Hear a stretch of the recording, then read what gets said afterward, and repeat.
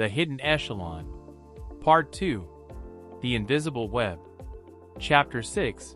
The Deal, the Betrayal, and the New Target. Alex Sterling landed in the tiny town of Charlottesville, Queensland, feeling completely lost.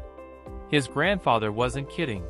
There was no mobile service, no internet, just endless, sun-scorched vistas and lonely eucalyptus trees.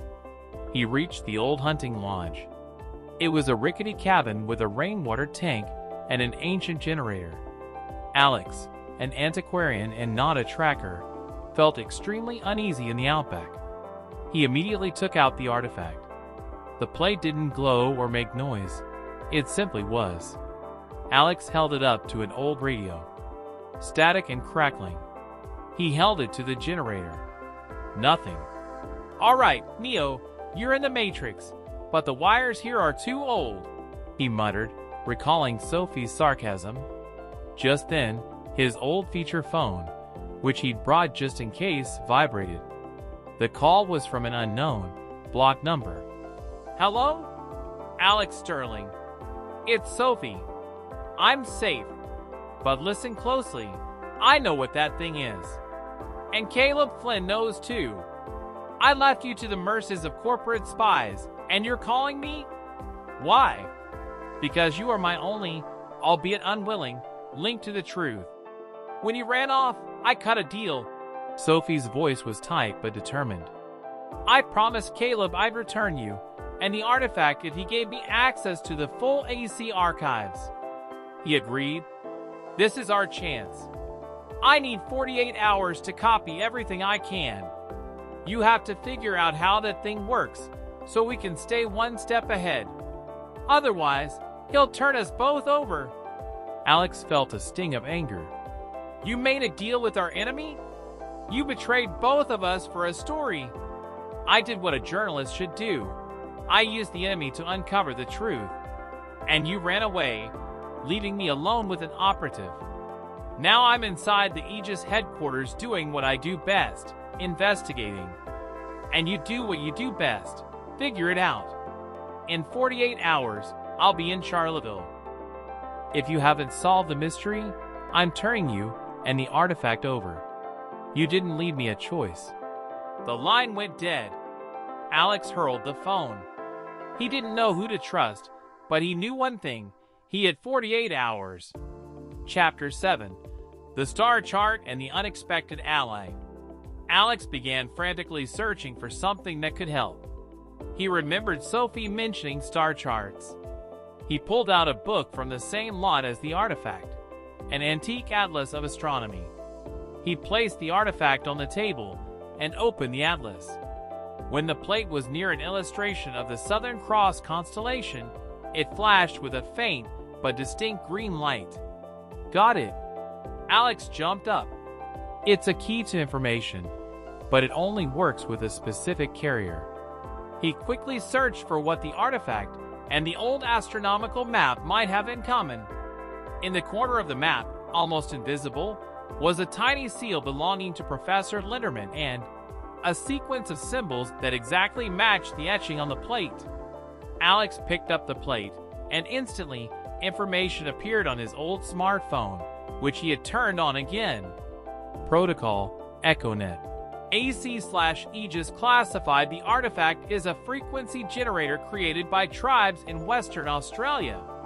It doesn't hack computers. It retunes human perception and electronic devices, making them display the information the operator wants to show. AC/Aegis conflict. They are using the artifact for the fine-tuning of financial and political scandals. The Murray scandal is a diversion.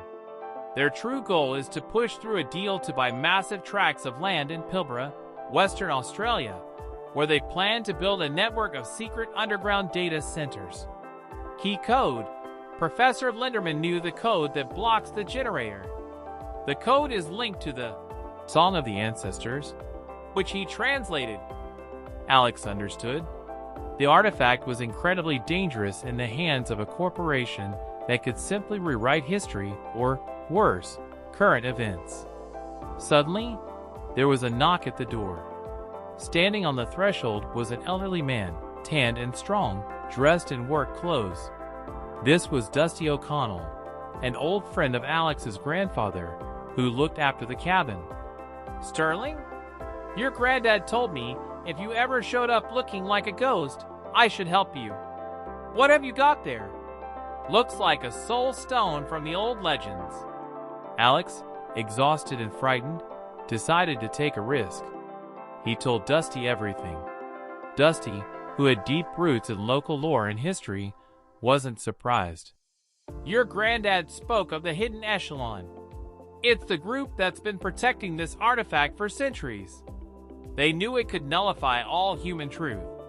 Your professor was one of them. And I suppose, am too. Dusty calmly took the atlas from Alex. The code you're looking for isn't in numbers, it's in a rhythm.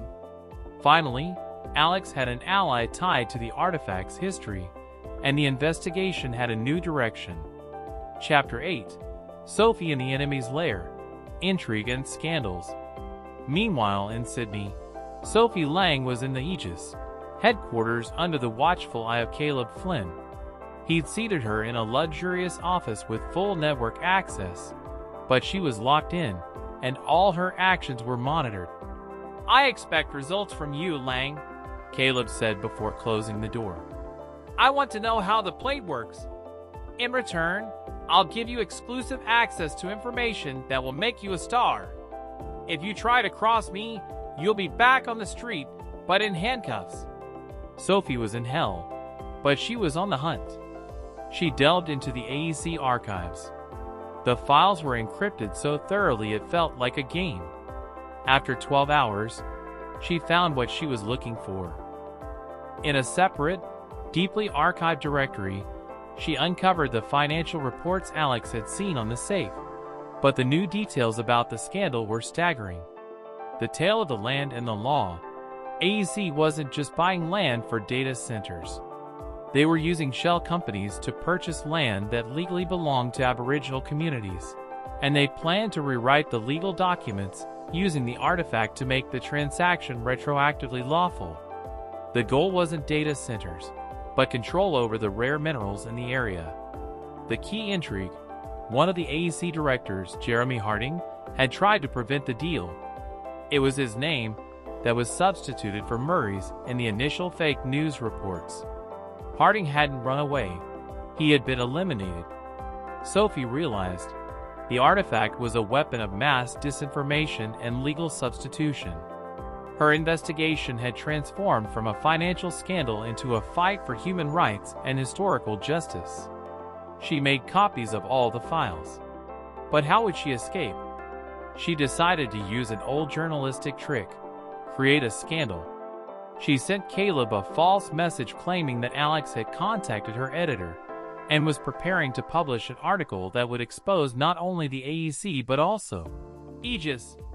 Caleb burst into her office, his face contorted with rage. You're lying! How does he have a connection? The same way you got that artifact, Caleb. From underground? Sophie didn't flinch. You need to get to Charlottesville right now. He's about to leak everything. If you don't want your foundation to become a global laughingstock, you need to get to him before I do. Caleb, trained to act quickly, left the headquarters 10 minutes later, leaving Sophie alone. Chapter 9: The Desert Rendezvous and the Verbal Duel. Sophie, having escaped Sydney, hired a private plane, spending all her savings to do so, and landed in Charlottesville a few hours ahead of Caleb Flynn. She found Alex's cabin using satellite maps and intuition. She burst into the cabin. Alex and Dusty were sitting, hunched over the atlas, the artifact emitting a faint green light. You? I hoped you'd get stuck there and start writing columns about corporate luncheons. Alex jumped up, full of indignation. You almost handed me over. I saved your life and got the evidence. Caleb will be here in an hour. And you're sitting in your den with whom is this? Sophie looked skeptically at Dusty. This is Dusty. He's a keeper of the Hidden Echelon. He knows how to block the artifact. Alex replied proudly. A keeper? Seriously? You can't even avoid the mystical out here? Do me a favor, keeper, and block his sarcasm. Sophie tossed a flash drive at him. Here. Scandal. Intrigue. Harding didn't run away. He was murdered. They want to use your artifact to legalize the theft of Aboriginal land. Your thing isn't just a hacking tool. It's a history rewriting machine. Alex, stunned by the revelation, forgot the argument. So we don't just need to block it. We need to use it to expose the truth. Use it? Are you insane? Dusty, who had been watching their quarrel, chuckled. You two are like the sun and the moon, children, but both see the truth. If the plate is the key, you must use it to open the biggest door. The code, Alex, isn't numbers, it's a melody. The melody that tells of the true land. We need to use it to broadcast the story about Harding and the land deals before Caleb finds us and destroys all the evidence. We'll give them what they want, but with our script, Alex declared decisively. Sophie looked at him for a moment, and something that looked like respect flickered in her eyes. Fine. The plan is crazy, but in this situation, there's no other. But if anything goes wrong, I'll be the first to grab that artifact and throw it into the ocean. Agreed. You'll be the first to throw it. Alex nodded. They were a team again, albeit a very, very quarrelsome one.